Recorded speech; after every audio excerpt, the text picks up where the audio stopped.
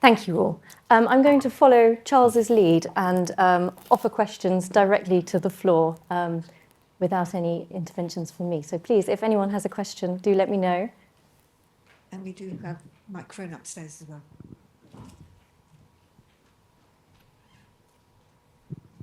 And if you could please introduce yourself as well for everyone, that'd be great. Matthew, on your lecture, it was interesting that most of the examples were French rather than Italian, which I think is sort of obvious looking at Castle Howard. I just wondered how that kind of worked in a culture where Louis XIV was the main enemy. I think there's sort of two things to that. Vanbrugh is what I would describe an architectural womble. He sees things that he likes and he picks them up and keeps them and reuses them. And at Castle Howard, that sort of is a French influence, both of Trianon and of Marly. But there's also lots of other things at Castle Howard, and the lanterns on those two subservient wings, the east and the unbuilt west wing, are almost certainly taken from Bolsover Castle, for example, and things like that. But I think, as the letter from Lady Anne Irwin, who writes from Paris as she's touring Louis XIV's great sort of palaces and things, says, it's such a stylistic assault on the senses that she can excuse all of the things that English lay against him. I think he is such a leader of fashion that that's where that comes from. I think there's also something inherently patriotic about showing that we can do it as well as the French as well, because there's this sense that we're these sort of cultural pariahs floating in the North Sea. But actually, when we start to build these things on a par with Versailles, there's a sense of kind of we can do it too. Any further questions? Oh, Elizabeth, sorry, I didn't see you there. Or am I not loud enough? But just to follow up on this question, where the plan is coming from the Louvre, the plan of Castle Howard coming from the Louvre, and most of the plans we can relate to the work of Marot and so on. And so I really appreciated, Rory, your explanation in this Bachelardian way of Vanbrugh before as a man and as someone who clearly valued office holding. But how do we reconcile his Whig politics with this moment in the 1690s? Or could Vanbrugh's success have been at any other point in time where the sinews of power kind of came to a head between Parliament and being able to build for these wealthy patrons, because there was absolutely no money in the treasury to build, for example, in the Office of Works. But Van was able to work in these new credit systems to afford these buildings, which is why we have country houses for Vanbrugh, and he doesn't really actually design much for the Office of Works. So how much is that due to the sinews of power and this exact moment when Vanbrugh comes back into London? As in, forgive me, was he basically in the right place at the right time? Exactly, this kind of historic determinism. Why, and also, what did he value the most in your perspective about that moment?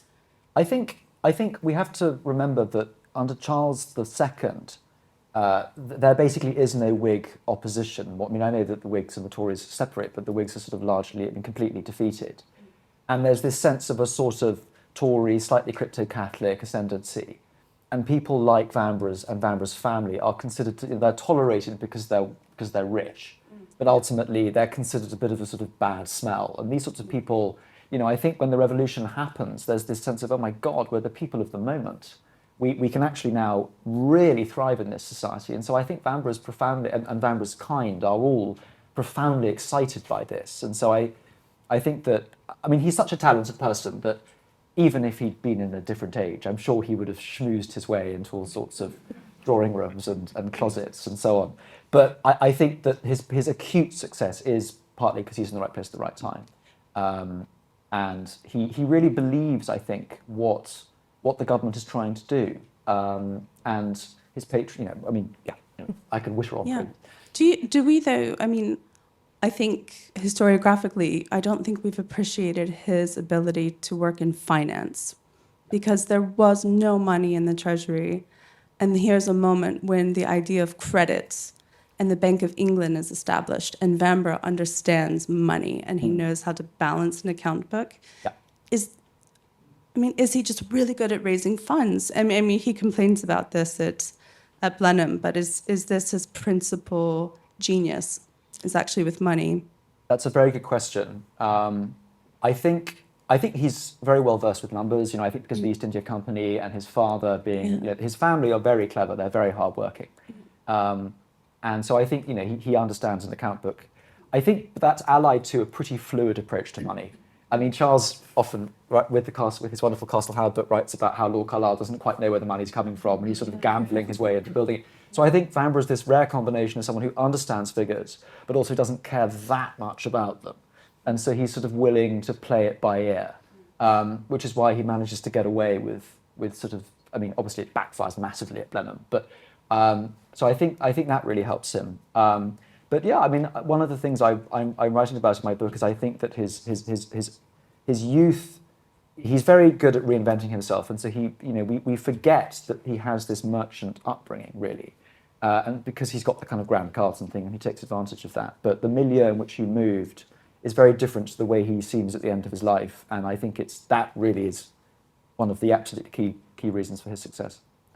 I think there's also a moment where, as well as power going down to the aristocrats, the wealth is with the aristocrats as well. These landed families like the Howards that have had land since the Tudor period, they have great wealth and the estates to build properties.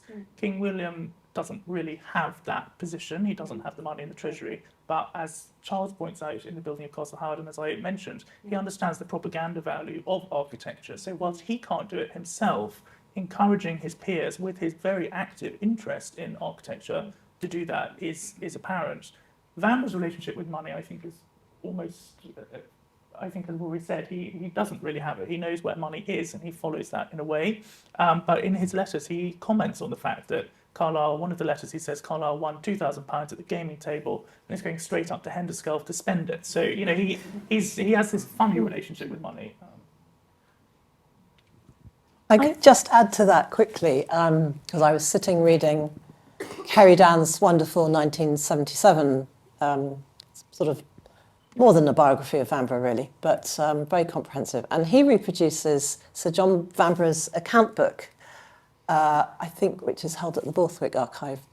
And it's very partial. It's a bit like the letters. There are some years missing and it's just a slice. But it's a really interesting, just reading down somebody's accounts, which veer hugely from, £1 and a shilling for a book, and then 16 linen neckcloths, and then, huge investments in what would become the South Sea bubble, but just before the bubble, and purchases for, 200,000 white bricks, at, I think, the time when he's doing works at Greenwich.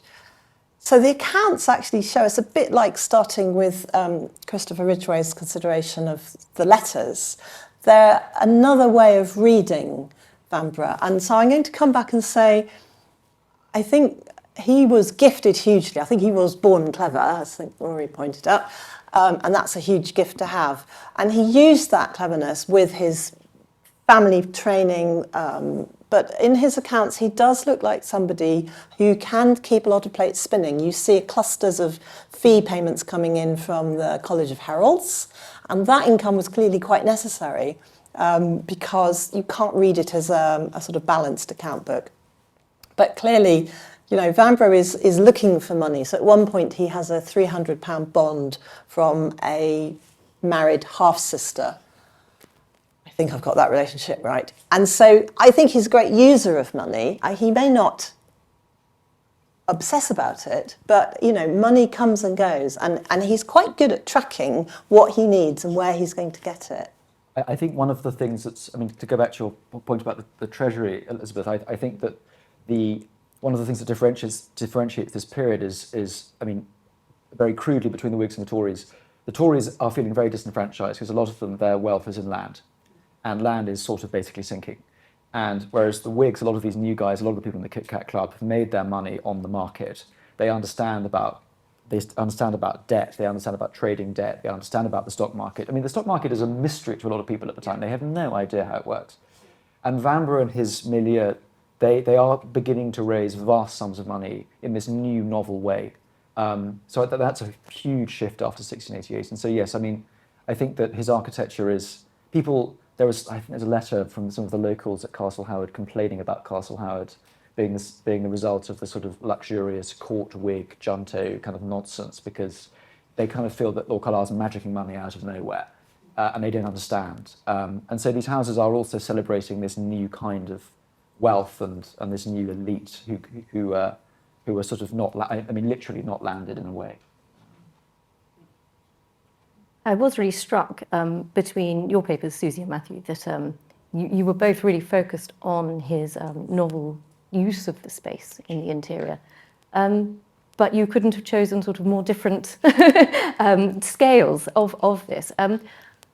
Is that the return of Vanbrugh, the dramatist that we saw before, in his interest in how people come and go between these spaces?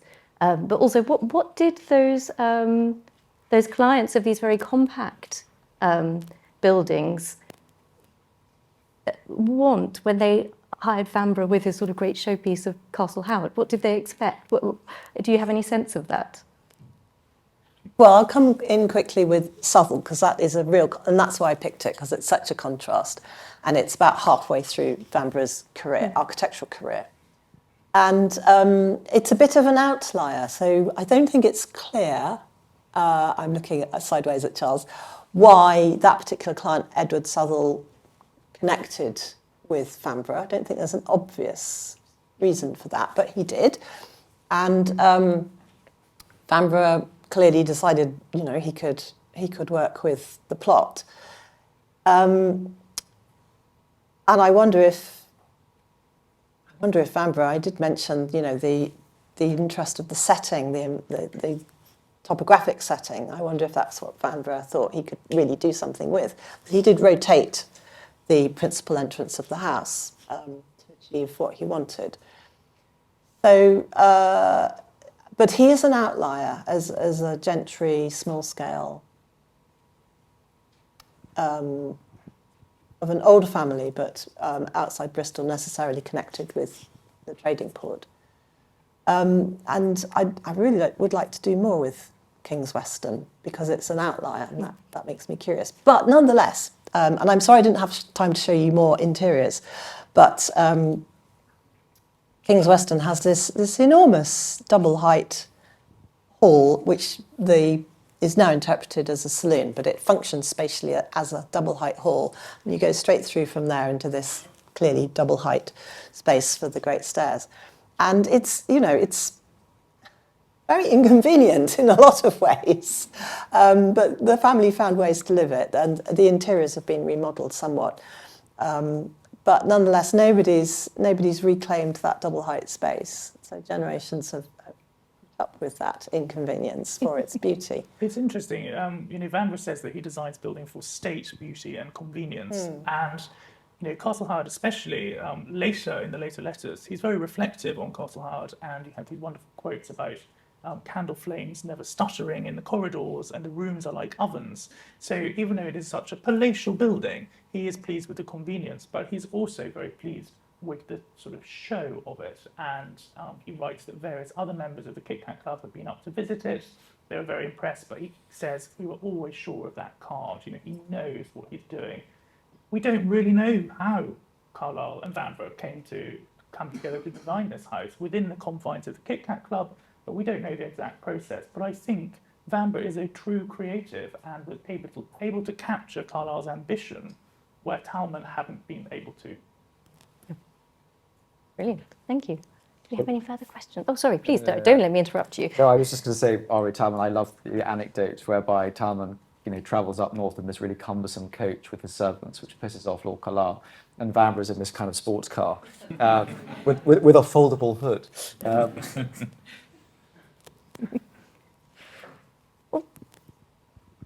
Yes, hello. I'm Manolo Guerci from the University of Kent. I've got a question for Susie. I was very interested to see the album by Vanbrugh put on next to torps. And that in itself is a very interesting thing to do, to put all these things together. But my question is actually a detailed one. In the saloon at Blenheim, I just saw in your images a very interesting, I don't think I've noticed it before, way of devising a chimney in the shape of a door next to the main door. And I just wonder whether you could say a bit more about that. It's an incredibly interesting design. Do you see what I mean? In the I don't think saloon, that was. is it a Blenheim or is it? I don't think that was me. I think that was. So that's the saloon at Castle Howard. Right, which Castle doesn't Howard. exist anymore. It was destroyed by fire in 1940, but it is a very, very bizarre chimney piece. Contemporaries talk about that lower saloon having 4 doors of marble that answer each other, but one is a chimney with a buffet opposite. So that's the saloon still acting in that very old-fashioned way as an occasional dining room. So the chimney piece is balanced by this great display of silver and plate. But it's to keep the symmetry of that room. You have, because of where the saloon is positioned, the doors are not central, as at Blenheim. The saloons are not sticking out so far. So you have to have a counterbalancing doorway. So you have 2 paired doorways. Does it repeat on the other wall as well? Yeah, so the repeat on the other wall is a niche for the display of silver and plate. By the later 18th century, that has a statue inserted, which is a more sort of recognisable use of the space and sort of is a refinement of Vanbrugh's designs. But even in the 1730s, and I have to mention him somewhere, Sir Thomas Robinson is coming along. And he's saying to Carlyle, why don't you get rid of that display of plate? It's very old-fashioned, and insert a statue of yourself, for example, in the Italian mode. And so, I mean, you do get that sense. I mean, you see a photo of it today, and you think that's a very strange thing to do. But even not long after Vanbrugh has left the scene, people are saying that's a very strange thing to do. Yeah. I'm so sorry. Jeremy, just further back. Thanks, Jeremy Musson. A question for Susie. All fascinating papers, but I was quite obviously it's very, very interesting to look afresh at how these plans work and how they're used and how they go together. It did make me wonder: have you seen any evidence of his plans being followed by others who've experienced the houses that he created? Do we see him influencing other designers evolving plans? I couldn't think of any, but it just made me wonder whether you'd explored that. And a sort of second question to you is looking at this wonderful view of Blenheim that we don't often look at, or we don't often see illustrated. Did you find yourself looking at the views that are created by the use of the plan in the way which you illustrate? So does it give you a feeling for how that you experience them visually? Thank you. Well, I confess I haven't had time, so I got the point about the first volume of Vitruvius Britannicus. There's only the 2 big Vanbrugh houses that have these corridors. I got that from Mark Yazonbeck because that hadn't occurred to me. So, as with your comment, I do now feel I would like to look a bit harder about what Vanbrugh's contemporaries and successors did. My sense, like yours, is that he was such an individual in his space planning, and in that sense, maybe it's specific to his generation and his particular clients. But there is more work that I could do there, and I think thinking about the plan and vistas. That's harder to read from plans, I think. So it's a bit like looking at an Ordnance Survey map and forgetting to take into account all of the contour lines. I think you have to walk the walk to go round buildings in 3D to think about what actually catches the eye. I think a plan is suggestive, but until you experience, where the pinch points are, where corridors are still quite structured in Vanbrugh's approach. I mean, it'd be very tedious to have sort of an unarticulated corridor from one end to the other. So I think that sort of articulation of space as well is harder to read from tiny plans. So I think buildings have to be walked, don't they?